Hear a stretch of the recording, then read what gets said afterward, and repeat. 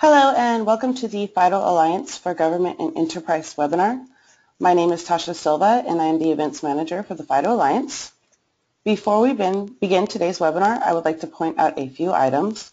First, this webinar is being recorded and will be uploaded onto our website by the end of this week. Second, all attendees are in listen-only mode. Should you have any questions, please place them on the question pane within the control panel. We will make every attempt to answer as many questions as possible at the end of this webinar. I would now like to introduce our two panelists who will be conducting this webinar, Brett McDowell, Executive Director of the FIDO Alliance, and Paul Grassi, Senior Standards and Technology Advisor with the National Institute of Standards and Technology. We can go ahead and begin, Brett. Thank you, Tasha. And thanks everyone for coming out today. And just a note, this will be recorded and you can play it back later or point your colleagues to it later if you think others will benefit from what we talk about today. I'm going to start by giving us an overview of the FIDO Alliance, the FIDO solution, a basic introduction to how our technology works and who's using it. Then I'm going to talk about something we're really proud to be announcing today, which is a new legal framework for how the FIDO Alliance can collaborate with government agencies. And then I'm going to turn it over to Paul, and we can hear more about what he's doing with NIST and NSTIC and how he sees that fitting with what FIDO's up to.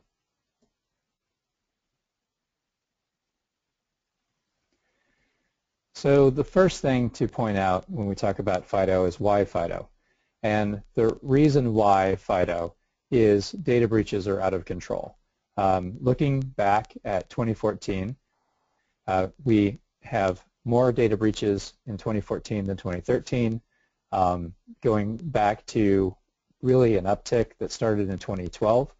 So the problem is getting worse year after year. Here are some of the headlines from 2014, and here are some statistics from last year. And I was giving this talk just last week at the RSA Security Conference, and someone in the audience pointed out that we've, as an industry, have already beaten the 82 million records from 2014 already in 2015. So we're off to a rough start in 2015. This problem just keeps getting worse, and these breaches can be traced back to essentially weak or poorly managed credentials that get in and out of accounts, whether those are administrative credentials in the enterprise or just account takeovers of individuals' credentials. In other words, we have a password problem. Now, a lot of people will talk about the password, the challenges with the password. Let's start by looking at some of the characteristics of passwords, understand why does the password-based credential causing us so much trouble in the industry today before we can look at what can we do that's in a totally new and revolutionary solution to replace passwords.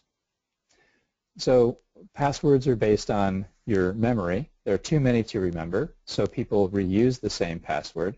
There are different rules for the entropy required in your password based on the service you use. So even when you come up with a very clever and you're really working hard to have a nice little cipher that you use and apply to all your passwords, you might run into a brick wall eventually because the rules at one service are different from the others and you can't use your cipher anymore. So because of that, you get a lot of reuse. That means that when there is a breach, everywhere that user has used that password is now vulnerable, not just the one site or the one database that was breached. They're difficult to type. Another thing that's happening kind of macroeconomically that's driving this to a head now in our industry is the shift from desktop to mobile. So it's just making it not only harder to use passwords on mobile devices, but in some ways some of those security indicators that we've enjoyed in the web browser world don't show up so much in mobile, especially not in mobile apps. In a lot of web views, you lose context and therefore you're even more vulnerable to phishing. And last but not least, malware attacks at scale, intercepting your passwords. So essentially they are too vulnerable to common, scalable, very cost-effective attacks. So why don't we just add more security? Well, that's been our approach as an industry up until now. Let's bolt something onto it, and what we've done to bolt on to the passwords so far has its own problems. So, and when you add those extra problematic steps, especially problematic from a usability perspective, you find that users are not signing up in droves for these solutions. So second factor authentication up until FIDO has largely been rejected by users. In terms of sign-ups, those that sign up will then later often turn it off because they don't like taking those extra steps, especially with those either OTP tokens or OTP by SMS. So here it is. This was the state of the art prior to FIDO for how to do a second factor authenticator. Basically a long string of numbers that would appear on some trusted device that the user has. Over SMS, not only do you have some vulnerabilities in the SMS channel, but you also have reliability concerns with SMS, and you just don't get the message or you wait too long for the message. These are all things users don't like to do. Then if you have a situation where you're actually issuing the hardware to get away from some of the security vulnerabilities around SMS, well, now you end up with the token necklace problem. Too many devices, multiple devices, one for each of my services. And a poor user experience no matter how you look at it. I often say there's nothing worse than a password. The only thing worse than a password is two passwords from usability perspective, especially when you have to go and look on a second device, try to remember that character set, type it into your other window all before it expires. So real usability challenges around OTP, and they're still phishable. And it's becoming just more cost-effective and effective with the tools that are available in the cybercrime world to successfully phish OTPs. So the founders of the FIDO Alliance decided a few years ago we need a fundamentally new model, and we established the Fast Identity Online Alliance. To understand the new model, we have to look at what was the old model. Excuse me. Here's a picture of the way we used to approach authentication, especially from a InfoSec department point of view. We would say, well, we have usability on one end of the spectrum and security on the other. If I can afford to reduce the security steps that I put my user through, I end up with better usability. And the usability, sorry.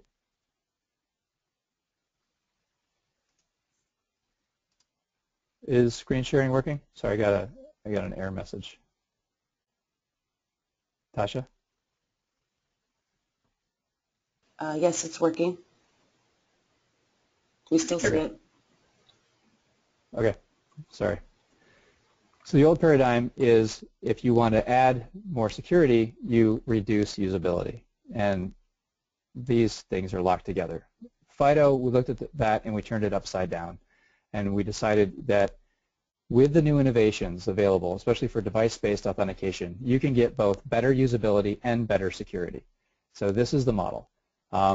And we're going to demonstrate that throughout the rest of this presentation. I always like to pause here and to emphasize the scope of FIDO. We are the Fast Identity Online Alliance, but our scope of work is very tightly tied to the authentication layer in the overall identity management stack. We are not addressing anything like attribute sharing. We are just addressing authentication. That makes what we produce fit nicely into all of the other identity management standards that already exist, whether that's OpenID Connect, SAML 2.0, or anything else that you're doing, maybe with OAuth tokens.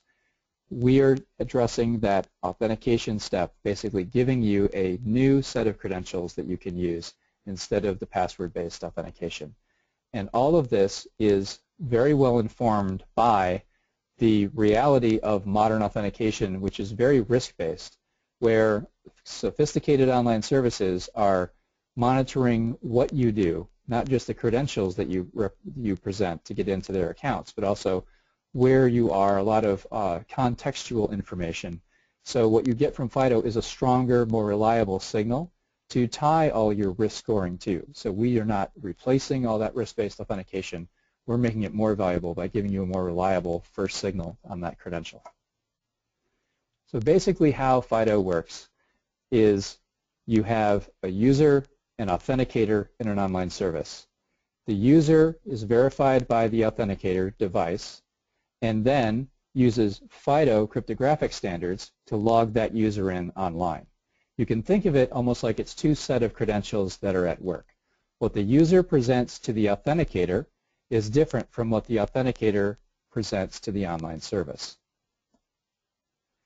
We have two experiences that are defined. One is a password replacement stack.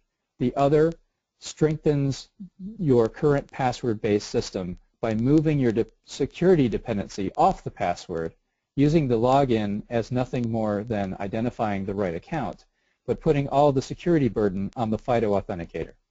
So the first is the FIDO UAF, Universal Authentication Framework. This standard, and this is really just a three-step process for both of these protocols. You are challenged to authenticate yourself in step one. Step two, the local authenticator challenges the user. You present some sort of proof of who you are for verification. So, for example, if that's a fingerprint sensor on a device, if that's your authenticator, you present your finger.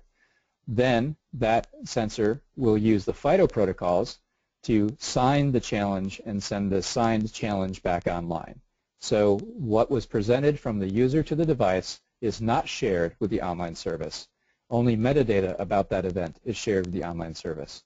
What the online service gets is a private key signing their challenge.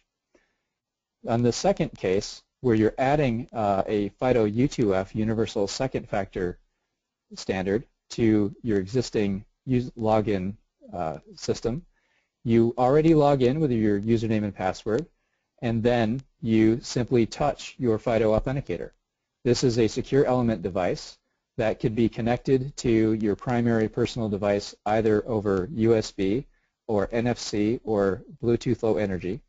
We already have established the USB protocol binding, and we are about to publish the NFC and Bluetooth Low Energy bindings.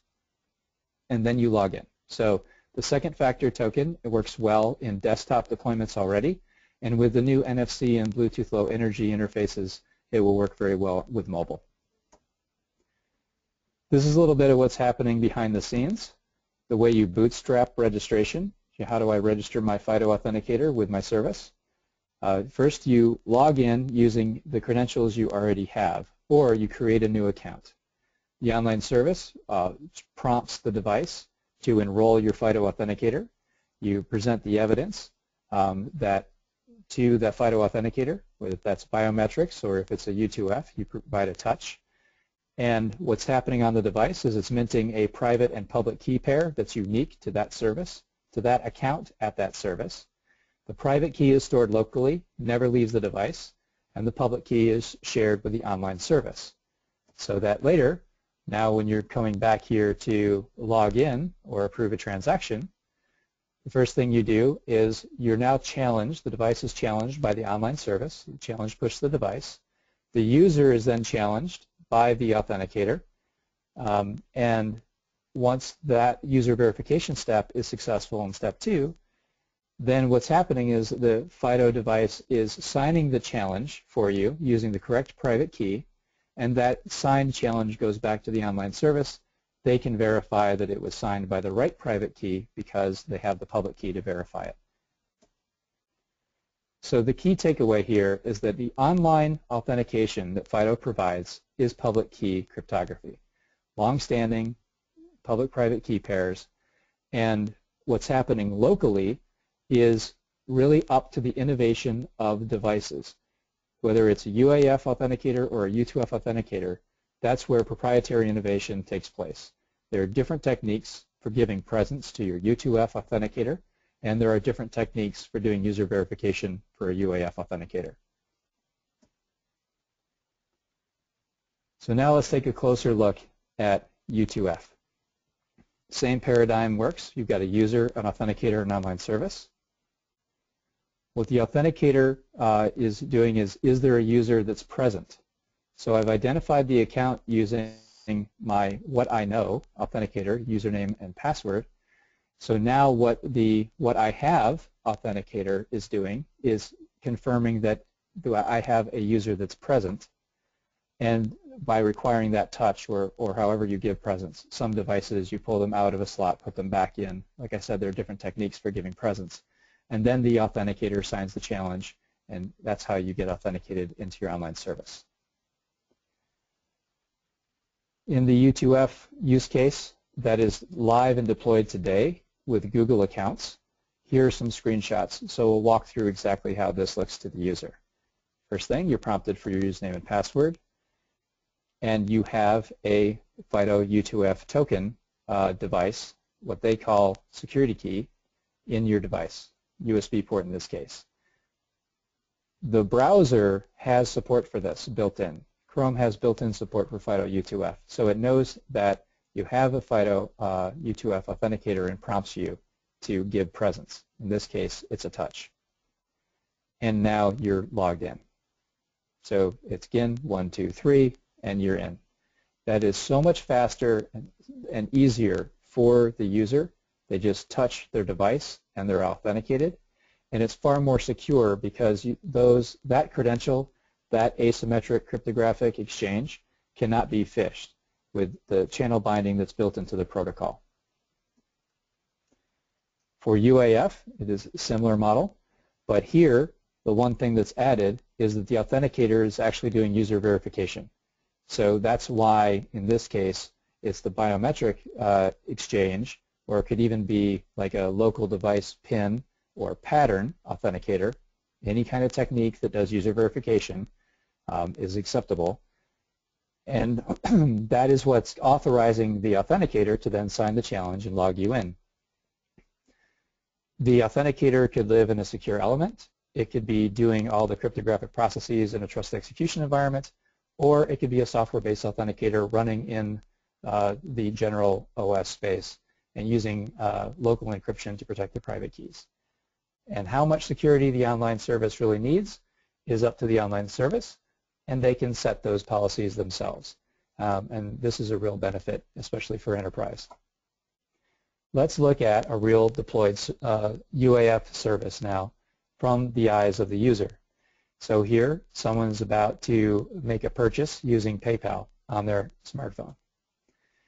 And they're prompted by PayPal. They know that this user has registered an FIDO authenticator before. They know it's a fingerprint sensor. So you're prompted to log in to your account with your fingerprint. You provide the finger.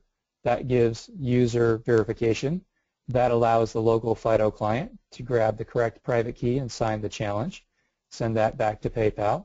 Here they're also using transaction verification, which is a supported flow in UAF, to make sure that you really are approving the correct transaction, and then you complete the transaction.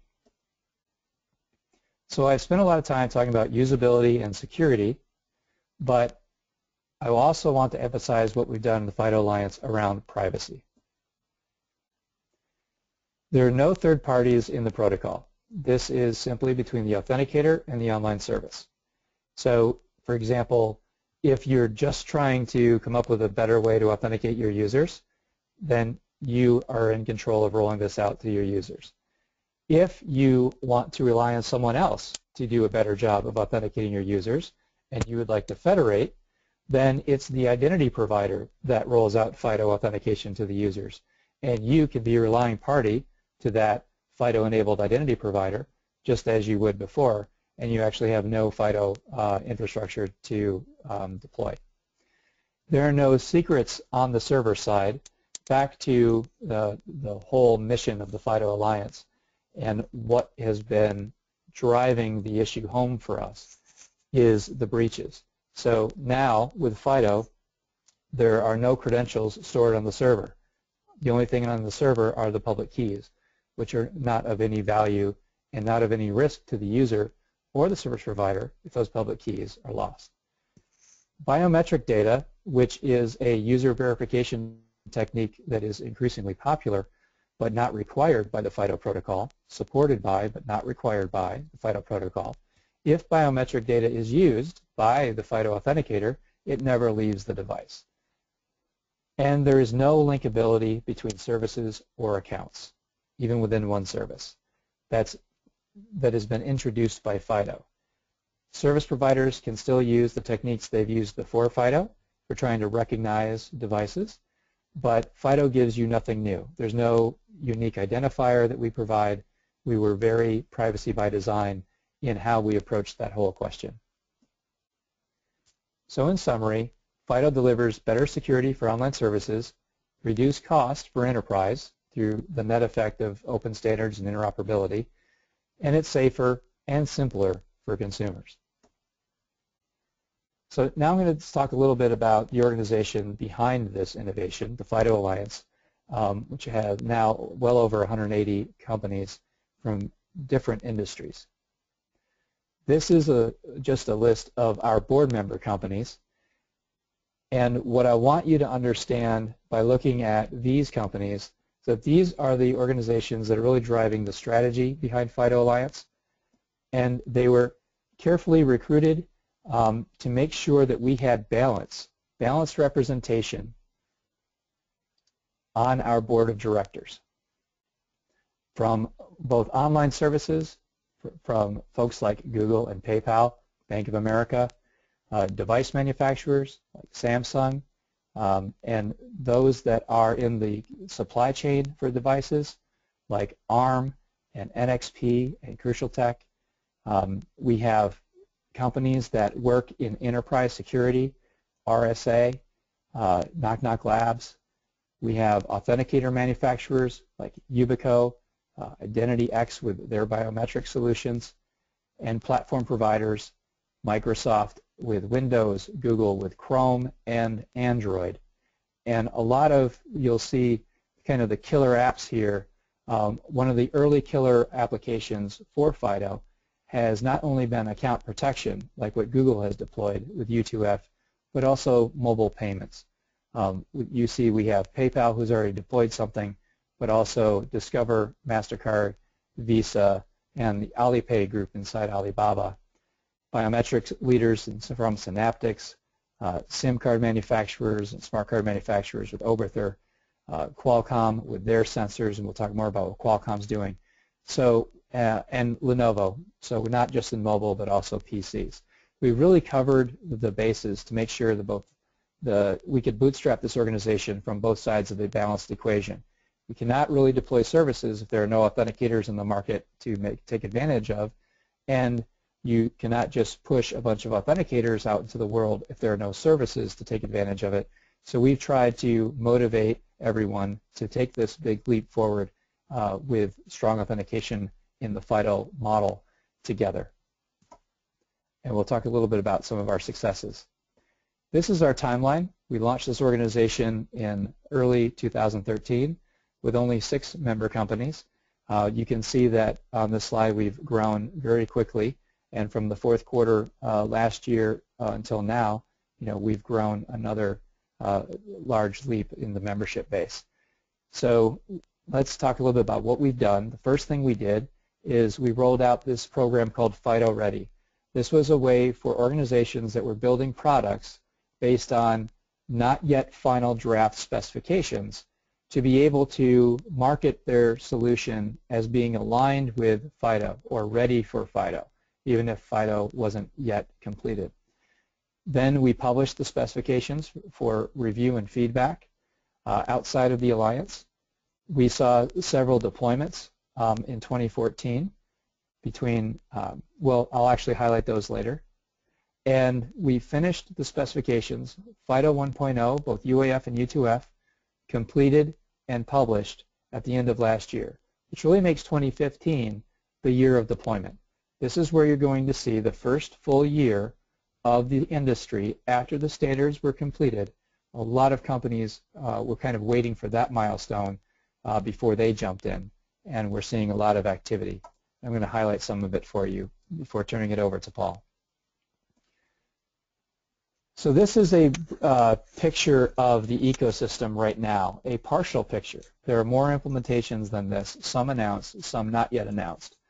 But you can see that we have online services, we have numerous chip manufacturers and device manufacturers, companies bringing FIDO enabling their biometric solutions, enterprise security companies, open source implementations, mobile apps and web browsers, all picking up the FIDO protocol so that on the device side you're supported, and there are available server side solutions that you can just bring into your infrastructure and deploy.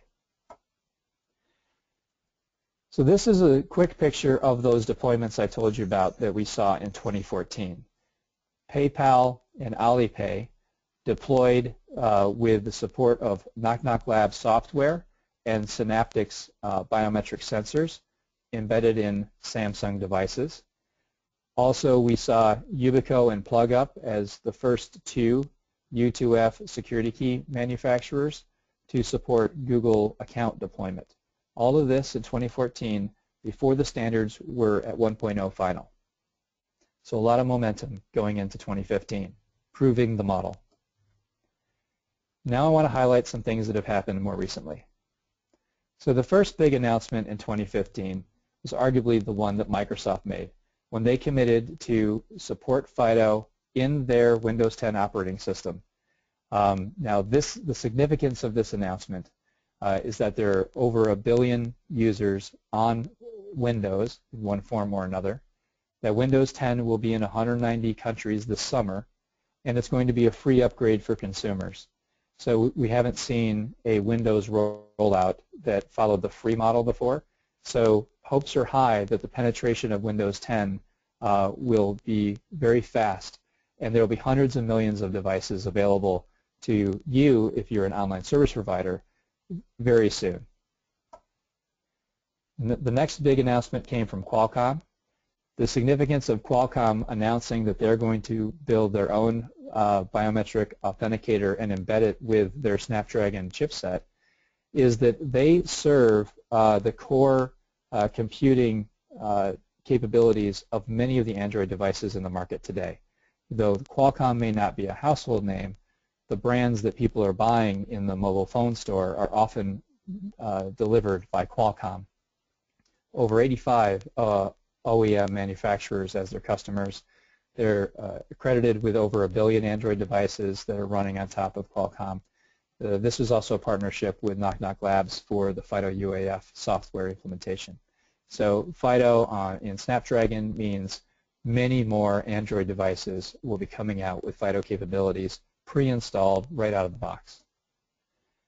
The next announcement came from MedImpact. MedImpact is a pharmaceutical benefits company. So again, not a household brand, but a business-to-business brand where they are serving the insurance companies that those rest of us are carrying those insurance cards around with us. And the first thing they're going to do is FIDO enable their prescription portal so that doctors are able to access prescription histories for their patients, so they can see the full history before they make their own prescription, see if there's any complications there. And they can do it now, in this case, with a touch on their device and authenticate. They don't have to juggle around those passwords that have been a bit notorious in a lot of healthcare clinics the last couple of years. But the potential reach of this deployment is not just to the doctors. It goes out to the customers of those insurance companies, and it has an opportunity to reach up to 50 million healthcare users, both practitioners and patients that are now working with MedImpact or MedImpact's partners. So this is a big deal for us. It's the first deployment in healthcare, and it's already announced in early 2015. The next announcement came just last week, where Google announced that they fully support the FIDO U2F security keys in Google for Work. So this brings all the administrative interfaces and lifecycle management that's important for enterprises to manage the U2F authenticators which they didn't have when they first deployed last year. It was only for Gmail users. Now it's for all of the Google for Work and your own domains in the enterprise space. Over 5 million businesses worldwide now have access to deploy and manage quite easily their FIDO U2F tokens. So this leads me to FIDO and government. So government has been focused on this issue for a long time. The 2013 data breach report has been widely cited, and also by the FIDO Alliance, because over 3/4 of all 2012 intrusions could be traced back to weak or stolen credentials, essentially passwords, reinforcing the password problem. We had some speakers participate in President Obama's recent cybersecurity summit at Stanford. So there's been a lot of coordination for the last couple of years on what FIDO is. Would FIDO be something that would fit into the national strategy in this space? And I'm happy to announce that we now have a new government membership class in the FIDO Alliance that has been developed in collaboration with several other government agencies from around the world to make sure that we had the right legal framework for collaboration. This reflects an increased focus on government collaboration by the FIDO Alliance, and all of the details are available on our website. The new membership agreement has all of the information that you would need on what it means to be a government member in the FIDO Alliance. We're really looking forward to working with governments, being around the same table, hearing their requirements, and collaborating.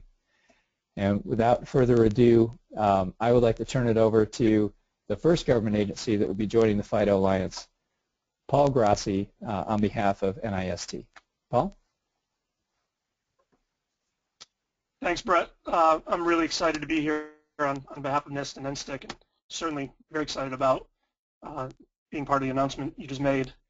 Just wanted to highlight something Brett said earlier around OTP usage. We here at NIST, unfortunately, are provided a OTP hardware token for remote access, and the number of people that have admitted avoiding doing work on their laptops because of the token is shocking, myself included. And being from the private sector, doing a lot of financial analyses to calculate the benefits of identity management, we never costed out avoidance, pure avoidance in any productivity calculation. So I just think that strengthens what's happening in industry around the usage of those types of second factors, and why what FIDO is doing is really exciting, not only from an enterprise perspective, but consumer.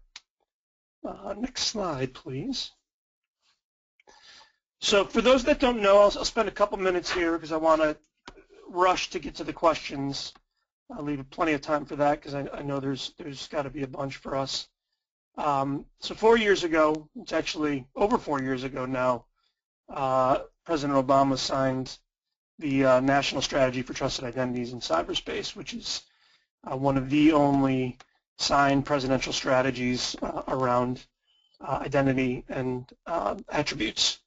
The core of that document, if you have never read it, never seen it, or don't want to read it, is really an envisioned identity ecosystem void of all of the password issues that Brett described earlier, where strong credentials, multi-factor credentials, federation, choice, a limited number of accounts, but as many as you feel you need to be safe and secure online is the norm, not the outlier. We have 4 guiding principles by which everything we do is based upon. We try to make sure that when we're working with the private sector, that all 4 are being applied in a positive way, though from time to time we allow at least, or at most, 1 to be neutral, but most of the solutions and the pilots and the things that we're doing with the private sector are focused on all 4. Those are privacy enhancing and voluntary. We heard how FIDO meets that. Secure and resilient. I think with the discussion that Brett had about what these token types are, how they generate keys, where those keys are stored, we believe, or we know FIDO hits that point. Interoperable, given the way the spec is being adopted. given the lack of reliance on third-party protocols. We certainly think that we're seeing some good stuff from the Alliance there. And then, of course, cost-effective and easy to use. If these things aren't being given away, they're pretty cheap online, and we're only expecting them to drop. And then for those of you that have phones that already have a biometric sensor or sensors enabled, you've already got a FIDO device and you may not even know it. Next slide, please. So, our goal is to catalyze the marketplace so that all Americans can use these new innovative solutions in lieu of passwords. We asterisk Americans because we're really looking at anyone interacting online. This is not a citizen-centric goal. Anyone here, we believe, interacting with commerce should have the option to choose a strong credential. And we even have international scope. And we are collaborating with many of the countries that are out there doing similar things in terms of strategies and implementations. Next slide. And what we do is we've got 3 primary steps. I can't stress enough, and there's some other slides coming up that get into this. We are not a regulatory regime at all. The NSTIC is very specific about doing this in a private sector way, voluntary way, standards-based way, completely avoiding regulation. And I'm happy to say after 4 years of being a national program office working hand-in-hand with the private sector, that hasn't even become an option. There are some states, obviously, that are out there doing some things around regulatory regimes in terms of identity providers, Virginia being one of them, but at least at the federal level, we're not going to regulate this, and I think you've seen this time and time again with the material coming out of this administration, whether it be NSTIC or the cybersecurity framework, where it's voluntarily adopted. But that said, the 3 things we're doing is we've got the IDESG, which is a private sector organization focusing on what it's going to take to build the framework to enable this online identity ecosystem. The quickest way to describe what they're doing is basically creating the rules of the road. They are not a identity provider or identity service provider in any way, shape, or form. They're out there basically collecting best practices from what's happening in industry, including what FIDO is doing, to set those rules, if you will. What is it that we want to see from entities that are participating in this identity ecosystem? And then obviously putting those out in a way that's easy to communicate with end users so that they can understand the importance and simplicity of adopting strong authentication and not sticking with the status quo of creating a password with every site you visit. Most of our funding is spent on pilots. For those of you that aren't aware, if you go to our webpage, nstic.gov, there's a funding tab right up at the top. We fund annually. It's, like I said, it's most of our appropriation, and this is where we're trying to do something that just is not happening today. And this is the best part of the job and something that we're really excited about in terms of what our pilots have been able to accomplish. And then connect.gov is the government instantiation of what we're trying to propagate in the private sector. And just one example of what it could be like to participate in this identity ecosystem as an early adopter and as a entity, as a federal enterprise that has a lot of high-risk, high-value transactions online. We see this as a critical next step. Next slide. So who's involved with the IDSG? It's very, very similar to what Brett had mentioned in terms of FIDO, and there's a lot of cross-pollination, and Brett and the folks in the FIDO Alliance have been critical to what this group has done. I won't spend a lot of time on this slide. You can read, but you can see that what our committees are doing are basically looking across the landscape of identity standards, privacy requirements, security requirements, and also looking at some key sectors that are really honed in on multi-factor authentication and what it takes to establish trust in a federated manner, and applying those to this rules of the road that I mentioned. We are very excited from an IDESG perspective that sometime here in the early to mid-summer, the first version of our ecosystem framework, which the President called for in the NSTIC, will be available. And that will complement what exists in the marketplace around existing trust framework registries, existing trust frameworks. We're excited because there's really very little, if not no competition in the market. We are really trying to take the best of what good groups like FIDO are doing and create a federated ecosystem that many people can participate in, and organizations. So here's our pilot's impact. This is not government funding research and then just being given a paper that may or may not be implemented at a later date. We're actually doing this with real live users in real production environments with real business entities. And you can see the impact in terms of the numbers of identities, number of people that are using these strong credentials, and just the wealth of the number of use cases. We're protecting children online with parent consent. We've got veterans sharing little to no personal information to obtain veteran benefits, whether that be discounts online or discounted tickets or any type of affinity-related benefit. Virginia Health in Inova is allowing users to access their medical records using multi-factor authentication. I know I personally will not sign up for my physician's EHR until they allow multi-factor, which is not there today, so we're excited about this. We are seeing the financial sector adopt, and universities as well, with a multi-factor smartphone. Next slide.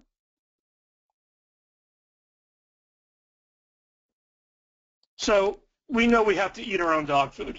And as Brett alluded to, the President has been very active in cybersecurity since he came into the administration, and most recently in this past 6 months. We have the executive order on improving the security of consumer financial transactions. There's a lot in that EO as it relates to credit card, chip and PIN adoption, but also included in Section 3 is a pretty significant statement about government's migration and adoption of multi-factor authentication and strong identity proofing.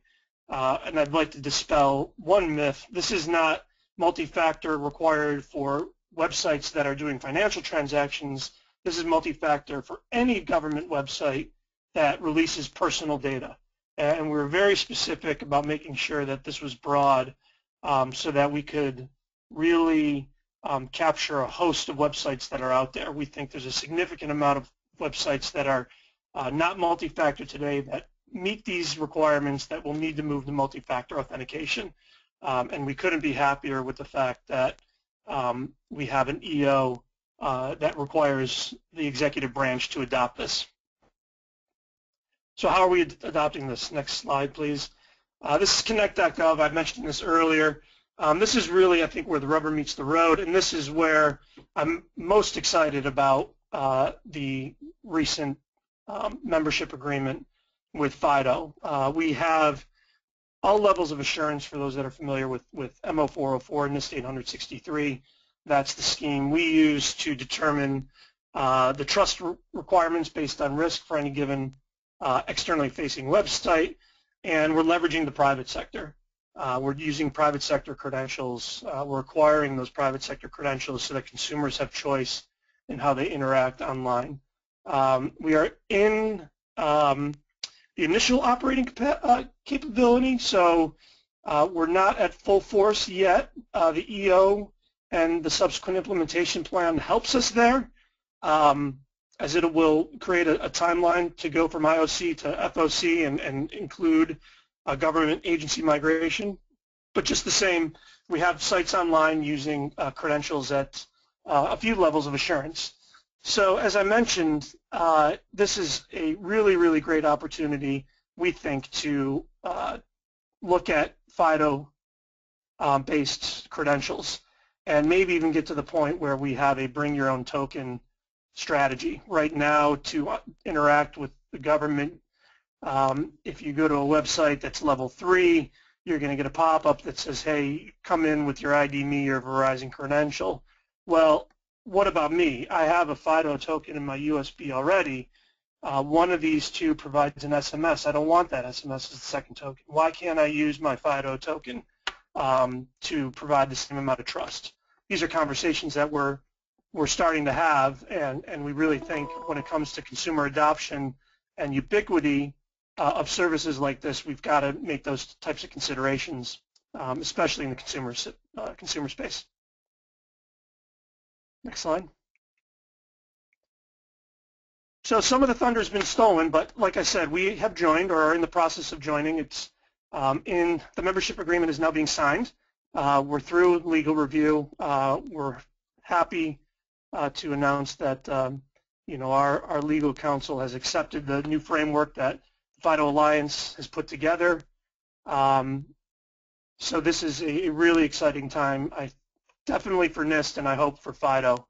As I mentioned in the earlier slide, what they're doing from a token perspective is directly in line with all 4 guiding principles, but given their scope of authentication only, we still have some work to do when it comes to sites like connect.gov adoption. Private sector led, as I mentioned, we are not regulating, we are not requiring, we are not forcing. We want the private sector to lead this. We want the market to drive adoption, and we will do everything we can to enable, empower, take down barriers, but we will not mandate or regulate. FIDO's continued commitment to eradicating the password, Michael Daniel, the cybersecurity chief, as well as Jeremy Grant, always go on record, let's kill the password. We definitely can learn from each other. We NIST want to help. We think this is complementary to other standard efforts that are going on. We need those other standard efforts to complement because there are, again, Brett mentioned FIDO doesn't go all the way in terms of the entire scope of identity and access management, so we still need to have interoperability, the ubiquity. If consumers have FIDO-based tokens, then why not connect.gov? And I'm a perfect use case of that. I will likely not get a credential out there until I can use my FIDO token. And then the government is doing a reboot. So we have a draft, or we have sort of an RFI out there for 863. There's innovation going on in the market. FIDO is an example of that. What can we do? What should we do to enable that innovation and future-proof our standards, our guidelines, and our policy in government? So this is really great time in government for identity and access management, and FIDO is a key contributor to that. So with that, got about 15 minutes left for questions for Brett, for myself. There's some links on here to the we call it a note to reviewers. It's a lightweight RFI. It doesn't have the connotation that an RFI has, but for those that aren't familiar with the note to reviewers, it is pretty much an RFI. And then our funding page as well. Thank you, Paul. So I believe Tasha has been keeping her eye on the chat box and collecting some questions. So Tasha, go ahead and manage the queue for us, if you would. Okay, great. We have a couple of questions. One here is for Paul. Do you envision that each government agency that relies on FIDO authentication will issue public/private key pairs, or do you envision use of a third-party IDP where users authenticate with FIDO? I think this might be a question for both of us, but I'll try my best to cover it because there's a couple questions in there. It's our preference that government agencies leverage shared services, and that would be, right now, something like connect.gov. And connect.gov's model is very much third-party credentials, private sector, potentially public sector, and similar to the example Brett gave about a federated environment, we hope to see IDPs support a FIDO-type token. If an agency wants to do something directly with their site by FIDO enabling them, it's the FIDO token that would generate those key pairs. So we don't really have a key distribution problem. We potentially have a policy problem because we got to talk about Federal Bridge and cross-certification and will we waive that or what? But I think we're a little bit off from that. Sure, Paul. I mean, from the FIDO perspective on that, there always will be those online services that feel it is an imperative for them to manage the authentication experience for their customers directly. But for those other companies that feel like, hey, if I could outsource this, this would save me a lot of time, effort, money. I think what we're doing to help those second category online service providers is to make sure that when they receive an assertion through federation from an identity provider, that it comes with all the FIDO goodness, if you will, that we have put into our specifications around metadata and device attestation, so they won't be missing out on any of that risk-based information that a direct deployer of FIDO authentication would want to have. And that's a new area of collaboration that we're getting into now, working with the OpenID Connect community. Okay, the next question is, in U2F, what about if someone guesses my user and password and I have the token device plugged in? Is he/she able to get access only by touching the device? So that would be the lost or stolen device case. So the scenario is an attack on a single user account that requires physical access to the device, so lost or stolen device, and has knowledge of, in this case, the username and password. So it's a multi-factor authentication. So yes, if someone had your device and your FIDO authenticator, either maybe you cached your device or you have your FIDO authenticator, then they could get into your account. But that's still so much better than what we have now with just the usernames and passwords. So again, you have to have physical access, and that's not a scalable attack.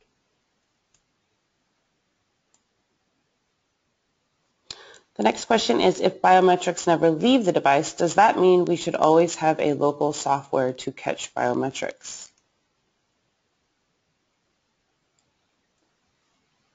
Read that again, Tasha.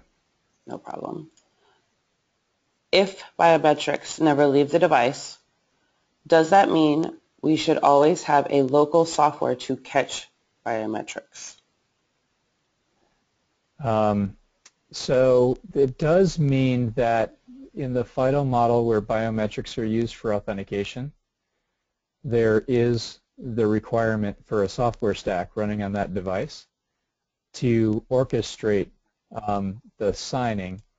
So on one hand, manage the prompting of the user to present their biometric to whatever sensor there is, and then on the other hand, orchestrate the private key signing of those FIDO authentication challenges, those FIDO messages, and sending them back to the server. So there is a requirement for a software stack in the current FIDO model where biometrics are relied upon.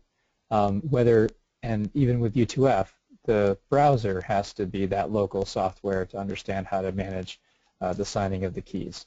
So there is always going to be something on the local software side, but I think the question might be around, how do we protect the local device? If someone's trying to attack the biometric, what's the threat model? We do have a published security paper on our website if you want to go see how we have threat modeled against attacks against FIDO. Also, if you go back in our event history, there's a recording of a webinar that we did a few months ago with ISEC partners. They did a third-party review of our protocol. So between the two, you can get a sense of what we have anticipated and the defenses that we've built into the standard itself, leaving other defenses in the hands of the implementation. A lot of this comes down to implementation choices. So we continue to work on industry best practices and the FIDO certification program to help people understand the best way to implement on the security side to defeat more and more of the types of attacks that people are asking about.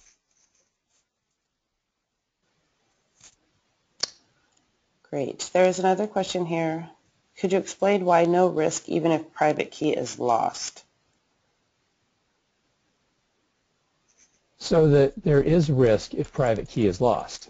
That would be, your scalable attack scenario would be if someone could harvest private keys off of personal devices at scale, which is why it's important to protect the private key. The best practices coming out of the FIDO ecosystem so far are using secure elements to protect the private key where the malware cannot get at them, using trusted execution environment for managing the private key and doing all the cryptographic signing where malware cannot get at them, and even white box encryption if you do have to use the private key in what's called the normal world on these devices. It's important for people to understand that the modern computing device is not just one environment when it comes to software deployment. It's several environments, secure elements, trusted execution environments, and then the app space.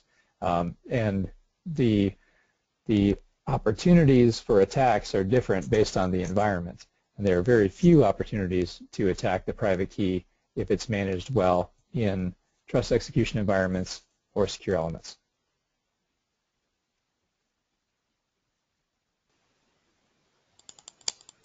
Let's see, we might have time for one Any more. other questions? There's one that's a 4-part question that I see. So I'll ask perhaps the first question. As far as I know, U2F requires a FIDO compliant token, ideally a mobile fingerprint enabled mobile. If I'm not wrong, there are also USB ADPU/frame specs. It is possible to create a Java card applet complaint with FIDO to extend our secure Java card to be usable with FIDO with a USB reader. Yes, the answer is yes. In the FIDO specifications, there's recognition. I think the question is about UAF. There's recognition of a roaming device and an embedded device. So you do have to account and implement correctly if you are a roaming device, but the specification set takes that use case into account. So you could have either U2F or UAF compliant authenticator, or let's say an authenticator that's compliant with both of those specifications that lives independently of the user's personal device. So that could be a separate device that's connected through USB or any other binding that we specify. The second question to follow that first question up is, again, if I'm not wrong, each domain creates a relation/authentication with the user. Are other sites, example bar.com, foo.com, allowed to authenticate with the keys that were generated for facebook.com? No, they're not. So that's very specific binding that is required of both of these specifications that goes back to the origin. And you cannot sign challenges. The client software won't even attempt to sign a challenge that's from a different origin than the origin where the keys were minted. So you're not minting one key pair per device. You're minting a key pair per online account. And the correct key is selected to sign the challenges based on the origin of where the challenges are coming from.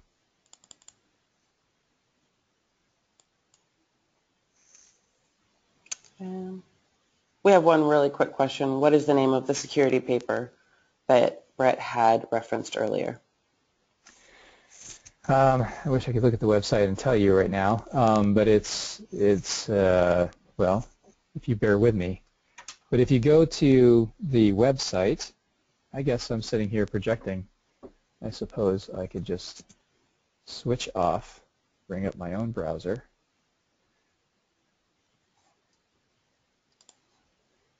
No, it's not going to let me do that. It's in the specification set. So if you go to download specifications, the top level menu specifications and then download specifications, you'll see it in the list. It'll be pretty self-evident, something like security considerations or something like security framework, something like that. So Tasha, it does look like we're at time. Thank you, Paul, for joining me today. Apologies for the little logistical glitch. It was an error message I hadn't seen before. And I'm really looking forward to working with you and the rest of NIST on how we bring FIDO and the vision of NSTIC together and collaborating with the IDESG and OpenID Connect and the rest of the community. And thank you, Tasha, for helping us organize and triage the questions. And thanks, everyone, for coming. And remember, this webinar will be recorded and available on our website if you want to direct anyone to it in the future. And you can always ask us questions. In fact, let me take a moment to point something out. On our website, you can also find the FIDO Dev mailing list. We operate a Google group that's available to the public to sign up for. It's called FIDO-Dev, and you can ask your technical questions there. And it's just a community of practice of the different members and non-members who are implementing FIDO, asking each other questions, answering questions, kind of bootstrapping this ecosystem together. So thanks, everyone, for your time, and we'll catch you next month with our next webinar. We do this every month, different times of the month, so just keep an eye on it. Sign up to be on our mailing list, and you'll get notified the next time we do one of these. So thank you, everyone.